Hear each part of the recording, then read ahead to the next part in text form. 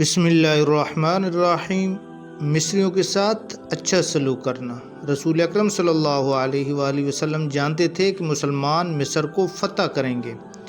19 ہجری سن 640 میں عمر بن عاص رضی اللہ عنہ بیت المقدس میں سیدنا عمر بن خطاب رضی اللہ عنہ کو قائل کرنے کی کوشش کرتے ہیں کہ مصر ایک زرخیز علاقہ ہے، اگر اسے ماتحت کر لیا جائے تو مسلمانوں کو اس سے کافی فائدہ ہوگا، کیونکہ عرب میں وہ فصل و اناج نہیں جو مصر میں تھے۔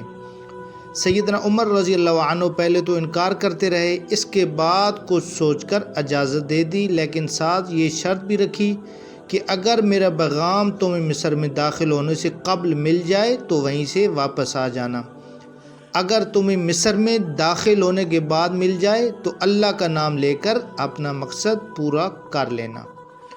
عمر بن عاص رضی اللہ عنہ سینا سے مصر میں داخل ہوتے ہیں، ریش کو فتح کرتے ہوئے باب العیون میں داخل ہوتے ہیں، یہیں کچھ نیچے خیمے لگاتے ہیں جسے فسطاط کہا جاتا ہے۔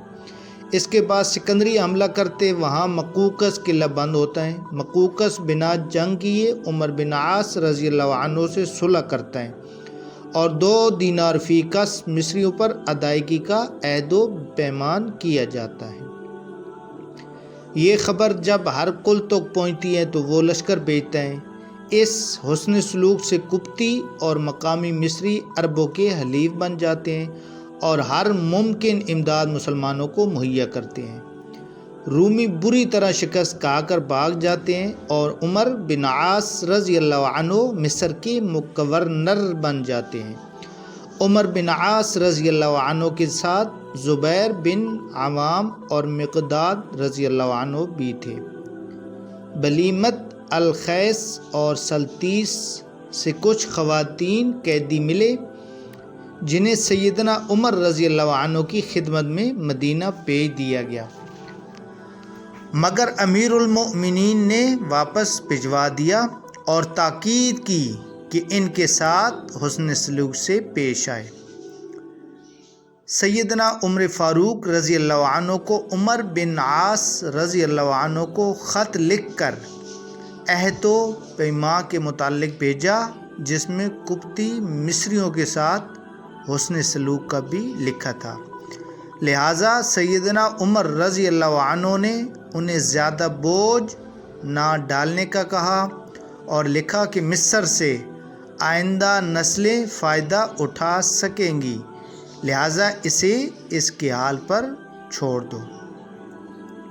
امیر معاویہ رضی اللہ عنہ کے دور میں جب خراج اور جزیہ بڑھا دیا گیا تو سیدنا حسین بن علی بن ابی طالب رضی اللہ عنہ نے انہیں قریہ ام ابراہیم بن محمد رسول اللہ صلی اللہ علیہ وآلہ وسلم کا جزیہ معاف کرنے کا فرمایا۔ ام ابراہیم سے مراد ماریہ قبطیہ ہے۔ امیر معاویہ رضی اللہ عنہ نے اسی وقت معاف فرما دیا۔ امیر معاویہ رضی اللہ عنہ نے اپنے دور حکومت میں عمر بن العاص رضی اللہ عنہ کے آزاد کردہ غلام وردان کو لکھا کہ تمام قبطیوں پر 1 قیرات بڑھا دو۔ اس پر وردان نے کہا کہ کیسے بڑھا دوں، جبکہ ان سے عہد و پیمان کیا گیا تھا کہ ان پر کچھ بھی نہیں بڑھایا جائے گا۔ عمر بن العاص رضی اللہ عنہ نے مصریوں کے ساتھ تحریری معاہدہ کیا، اس میں لکھا کہ تمہارا مال، تمہاری عورتیں، تمہاری اولاد، تمہارا خون سب امان میں ہیں، انہیں فروخت نہیں کیا جائے گا، اور یہ کہ تم سے تمہارے دشمن کا خوف دور کیا جائے گا، اور خراج اس شرط پر عائد کی کہ آئندہ کبھی اس میں اضافہ نہیں کیا جائے گا۔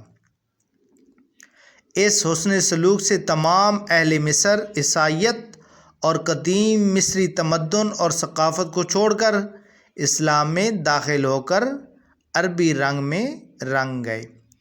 سیدہ ہاجرہ رضی اللہ عنہما اور سیدہ ماریہ قبطیہ دونوں کا تعلق مصر سے تھا، اتفاق سے دونوں ہی قبطی تھیں۔ قدیم قبطی وہ امالیق ہیں جو ہیکوکس کی شکل میں مصر میں داخل ہو کر نوبیائی فراعین کو شکست دے کر خود فرعون بن بیٹھے۔ یہ قبطی نبطی ارامیوں کے ساتھ آئے تھے۔ عمر بن عاص رضی اللہ عنہ کو سیدنا عمر بن خطاب رضی اللہ عنہ نے فرمایا کہ مصریوں کے ساتھ حسن سلوک سے پیش آنا، کیونکہ میں نے رسول اللہ صلی اللہ علیہ وآلہ وسلم سے سنا کہ جب تم مصر فتح کرو تو اہل مصر کے ساتھ حسن سلوک سے پیش آنا، کیونکہ انہی میں سے اسماعیل علیہ السلام یعنی سیدہ ہاجرہ رضی اللہ تعالی